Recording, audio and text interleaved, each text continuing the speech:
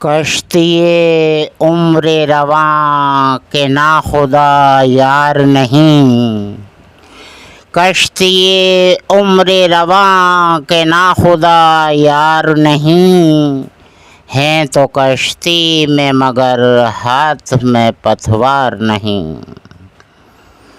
انما امرہ گر ہو جائے اس میں اعظم، انما امرہ گر ہو جائے اس میں اعظم، تو کن فیکون تو کبھی دشوار نہیں، کشتی عمر رواں کے ناخدا یار نہیں۔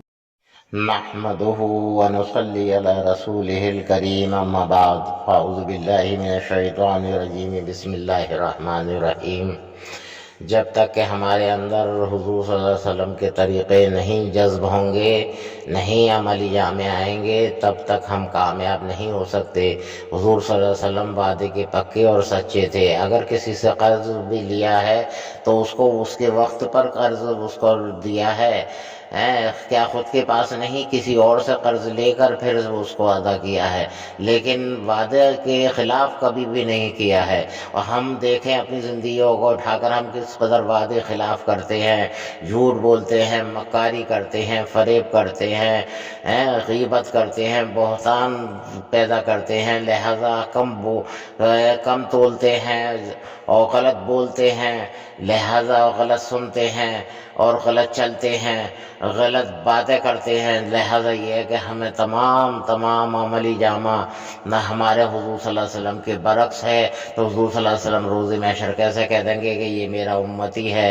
لہذا یہ ہے کہ جب تک کہ ہمیں حضور صلی اللہ علیہ وسلم سے بے پناہ محبت نہیں ہوگی، تو جب بے پناہ محبت ہوگی تو آپ کے اعمال ہمارے اندر داخل ہوں گے، تو جب آپ کے اعمال ہمارے اندر داخل ہوں گے تو لہذا یہ ہے کہ آپ کہ ہم پسندیدہ ہو جائیں گے اور آپ کہیں گے روز محشر یہ میرا امتی ہے، اس کو بخش دیا جائے، اللہ تعالیٰ بخش دے گا۔ لہذا یہ وَبَسُ مقام محمودان الذی وَاتَہُ وَرْزُقْنَا شفاعتہ یوم القیامہ، قیامت کے دن شفاعت ہمیں نصیب ہو جائے گی، ورنہ ہم پچھتاوے کے علاوہ ہمارے پاس کچھ نہیں ہوگا۔ اگر ہماری غلط خصلتیں رہی، ہم نے جھوٹ بولا، کم تولا اور بہت سی خرابیاں ہمارے اندر میں پیدا رہی ہیں، غیبت، بہتان وغیرہ، سمجھے، بے شمار یعنی وعدہ خلافیاں کرنا، یہ حضور صلی اللہ علیہ وسلم کے عمل کے بالکل برعکس ہے۔ آپ کے عمل کے برعکس اگر ہم گزاریں گے تو آپ کبھی بھی نہیں کہہ سکتے کہ یہ میرا امتی ہے۔ لہٰذا یہ ہے کہ ہمیں وہ عمل کرنے چاہیے جو کہ حضور صلی اللہ علیہ وسلم ہم سے محبت کریں، اللہ ہم سے محبت کرے اور حضور صلی اللہ علیہ وسلم کہیں کہ یہ میرا امتی ہے، اللہ اس کو بخش دے۔ لہٰذا یہ ہے کہ اپنی بخشش کی یہ ہے عمل پیدا کریں، اپنی بخشش کی راہیں پیدا کریں، اپنی بخشش کی اسباب پیدا کریں۔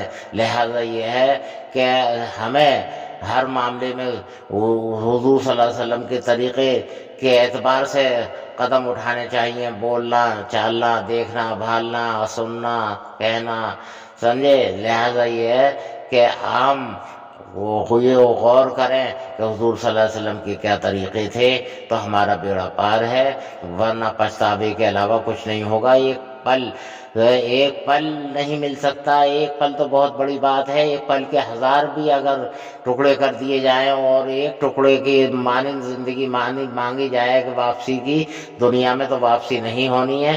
لہذا یہ ہے کہ وہاں جانے کے بعد میں جب سانس رک گیا تو پچھتاوے کے علاوہ کچھ نہیں۔ لہٰذا یہ ہے کہ جو ہم یہاں سے کما کر لے جائیں گے، اچھا یا برا، وہی ہمارے سب سامنے آنا ہے۔ تو بہتر یہ ہے کہ ہم اچھا کما کر لے کر جائیں تاکہ ہمیں وہاں راحت ہی راحت ہو۔ برا کما کر لے کے جائیں گے تو کوئی ہمیں وہاں پرسان حال نہیں ہوگا، کوئی ہمیں وہاں بچانے والا نہیں ہوگا، کوئی ہمارا وہاں حمایتی نہیں ہوگا۔ دنیا میں تو سینکڑوں حمایتی پیدا ہو جاتے ہیں، رشتہ دار، ماں باپ، بہن بھائی وغیرہ اور پڑوسی رشتہ دار وغیرہ تمام حمایتی پیدا ہو جاتے ہیں، وہاں ایک بھی حمایت نہیں ہوگی۔ یا ایھا الذین آمنوا یا ایھا ایھا الناس اتقوا ربکم واخشوا یوما لا یجزی والد عن ولدی ولا مولود هو جاز عن والدہ شیئا ان وعد اللہ حق، کہ ڈرو اپنے رب سے کہ اس نے ایسا دن مقرر کیا ہے کہ باپ بیٹے کے واسطے اور بیٹا جیسی شے باپ کے واسطے کوئی مطالبہ نہ کر سکے گا، لہذا اس کا وعدہ سچا ہے۔